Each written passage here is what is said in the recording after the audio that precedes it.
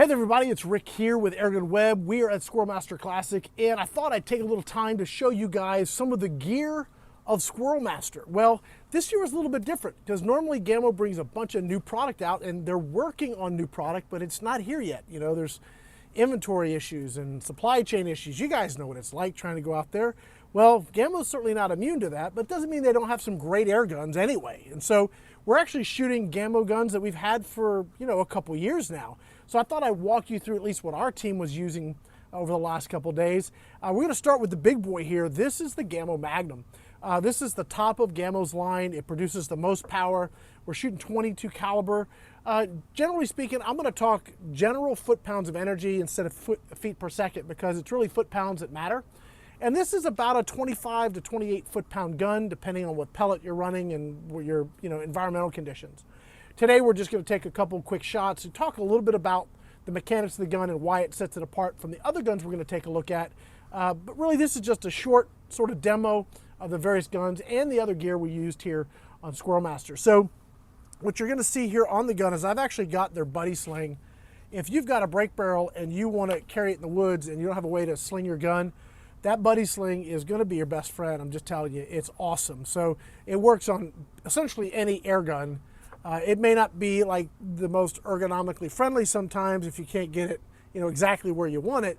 But hey, it's better than carrying your gun without a sling. So just telling you, if you need a sling for any gun you got, whether it's an air gun or otherwise, that buddy sling really does work well. Okay, so I've got my Magnum here. This is the Magnum. It's the Magnum Swarm Gen 2, and I may have those wrong. Gamo Swarm Magnum 10X Gen 2. It's something like that. It uses the inertia-driven magazines. These are 10-shot mags. And we shoot mostly, exclusively red fire pellets here because they just work really, really well. Now, I've got a target. We're about 20 yards out. And I bet you our squirrels that they were shooting this week, or the last couple of days, were probably between 20 and 30 yards. Most of your shots are just straight up in the air, so I don't know quite what that does ballistically when you're sighting in, but we generally sight in about 20 to 30 yards. We're going to take a few shots with this as we will the other products and just, again, walk through some of the features. So the Magnum generates the most power. It's probably one of the most difficult ones to cock. It's not undoable, but it does take some effort to cock this gun. Now, it comes with Gamo's standard 3 to 9 by 40 scope. I've actually got the new BSA Outlook scope, and this is a 4 to 12, I believe. So it's 4 to 12 mil dot, adjustable reticle. It's about a $100 scope when they have them in stock. Really, really worth the upgrade here. Now, I don't remember where this was sighted in, but we're going to see where we're at here. All right, just a little bit off there. Let's see. My buddy Jacob was using this gun today on the team, and he said it was doing really well for him. So that's good to know. There it is.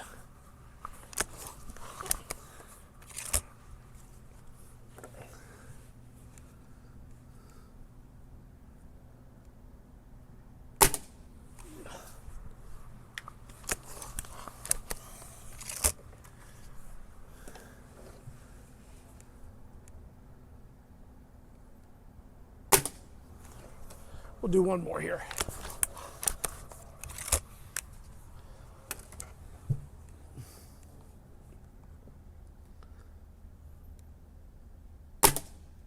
All right, so there's 5 shots. Definitely, if we were looking at a squirrel at that range, it would be very, very dead. The red fires really do well out of this gun, and you get some really good expansion with those pellets. A couple of the other features, it does come with the inertia-driven mags, which do help with double feeding because they don't advance to the next pellet until they feel the recoil of the gun. That's a pretty cool feature. All in all, lightweight, powerful, just a great gun from Gamo. This is the Gamo Magnum, the Swarm Magnum Gen 2. And the next gun we're going to look at is going to be probably my favorite gun, or at least was my favorite Gamo gun until I got here and shot I want to say it's a new version of the Fusion. We're going to save that one for last. But the next gun I want to show you is going to be the Bone Collector Swarm 10X Swarm Gen 2. Forgive me, I get these names wrong, but it's the Bone Collector Gen 2. Really, really nice gun. So I'm going to hand this off to my nephew Sam. Here you go, Sam. Thank you, buddy. And we're going to go right to the Bone Collector. Now, right away, you see this is a completely different style gun. You don't have the big can at the end. It's just got the full fluted. I think they've got some baffling in this barrel. It's got the Magnum noise dampening system in here. We do have the Swarm system. It uses a different magazine. It uses the standard Gen 2 mags. There we go. We're still running the red fires. This comes with Gamo standard 3 to 9 by 40. I have mounted the 3 to 9 by 40 something here. 3 to 9 by 40 BSA Outlook. Okay, so again, slightly upgraded optic. It's about 80 to 90 bucks. It's not very expensive. Maybe it's 100 bucks. But it's a really nice scope. And if you notice, it just barely clears your cocking system here. So where I would maybe want to love to run the 4 to 12, it's a little too long. So when you go to buy a scope, an upgraded scope for one of this, or say like the Magnum, you need to make sure that the scope isn't going to overhang your pellet loader here, or you're not going to be able to cock your gun. So this is just fits just right. So this one is probably putting right around 20 to 22 foot-pounds, maybe 19 to 22-ish, depending on what pellet you're shooting, again, what your conditions are.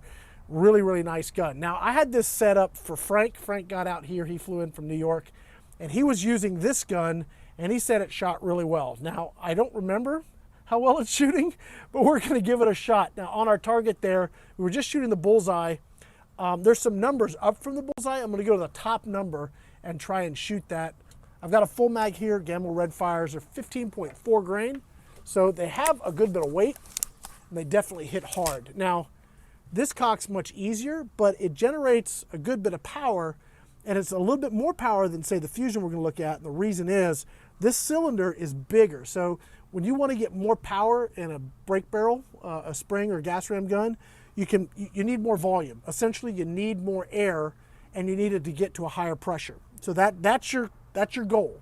So you can either make it really long and put a heavier, dutier spring in there, which makes it harder to cock, or you can increase the diameter of your tube. That gives you more volume. So they were able to keep the profile, keep it short, keep it easy to cock, but still get more power. That's why it has a little bit more power than, say, the Fusion or the Magnum. All right, so I'm going to go ahead and take a shot here at the top number.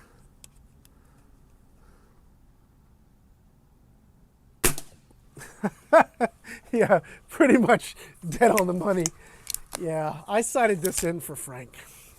So I was going to run with this gun, personally.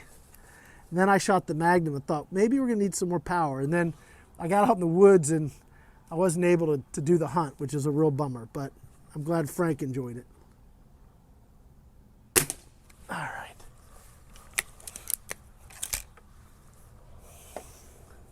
We'll put 5 rounds downrange here.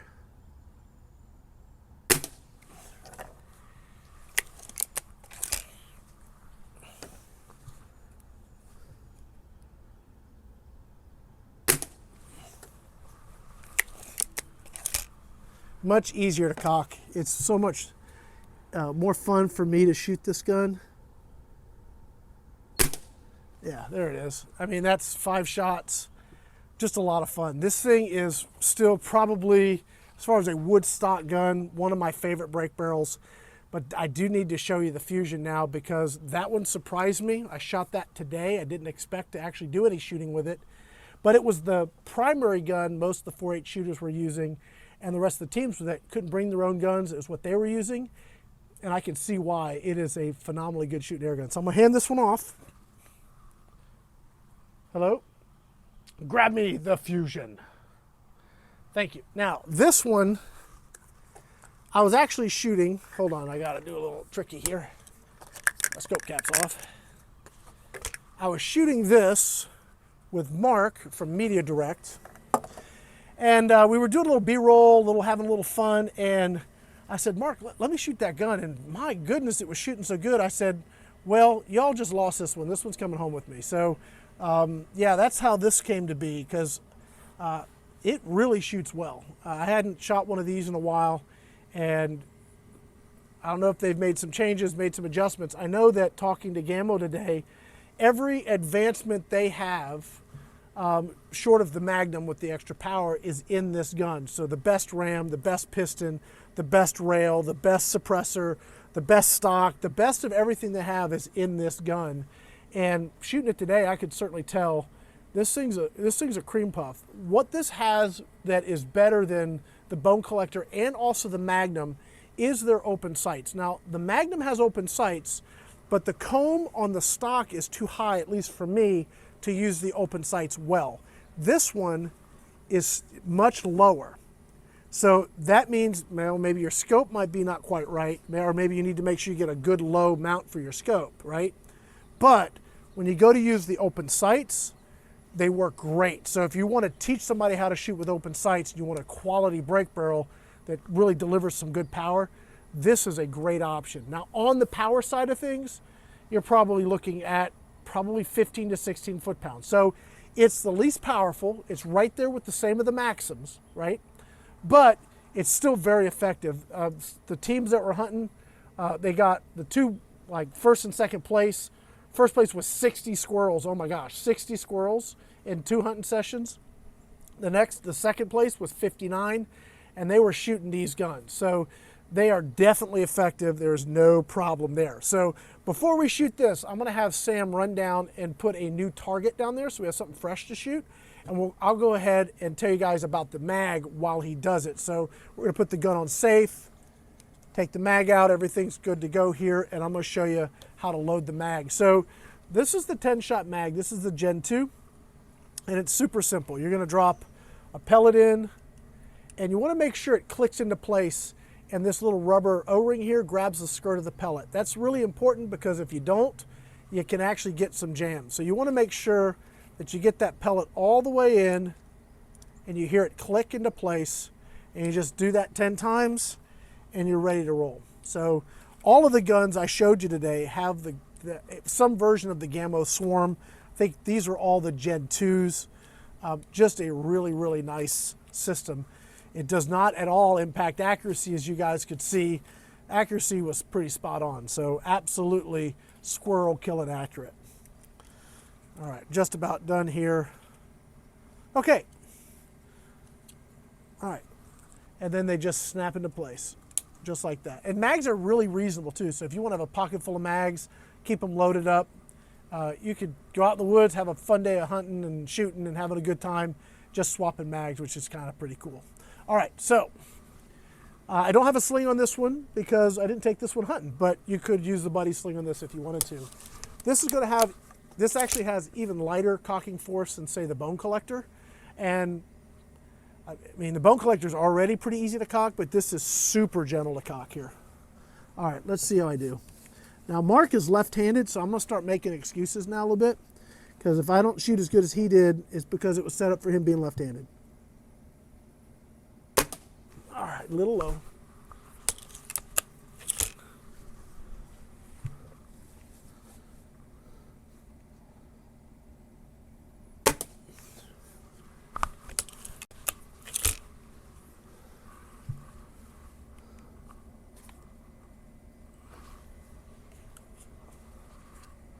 I'm missing my Outlook scope right now, to tell you that right now. Would love to have one of those nice BSA scopes on this. I mean, this will do. This is the standard Gamo scope and it's clear, but I wish I could adjust the parallax on it. All right.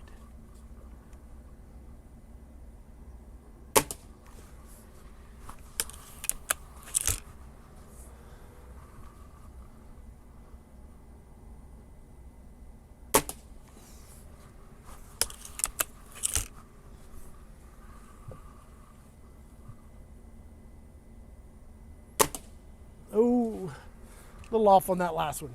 Anyway, there's 5 shots. Extremely accurate, consistent shooting guns. All of them shot really well. Okay, these are the things I love about the Gamo guns. I had one of these previously. I don't remember it shooting this well. Maybe they've got some new, maybe the ones I got originally were some of the first ones off the manufacturing floor or whatever. But these things are shooting really, really well.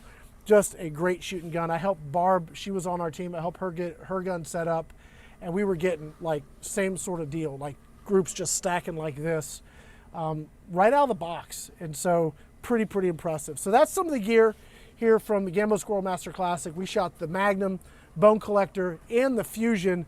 And this one, I can't wait to get home and do some more testing with it, because I'm curious what we're doing, you know, velocity, and I want to see how far I can stretch it out and all that kind of fun stuff. But just a fun set of air guns. If you guys want to know more, it's easy, www.gamousa.com. I want to say thank you to Gamo. Thank you to Sportsman's Lodge for letting us come down here and still use their facility. Even though everything's done, they said, yeah, go ahead, go do some shooting, get what you need. And so they've been super hospitable. Just thank you to everybody that made this happen, Mark over at Media Direct and everything else. Guys, we're going to wrap it up. My name's Rick Utzer here with AirgunWeb. Thanks for watching.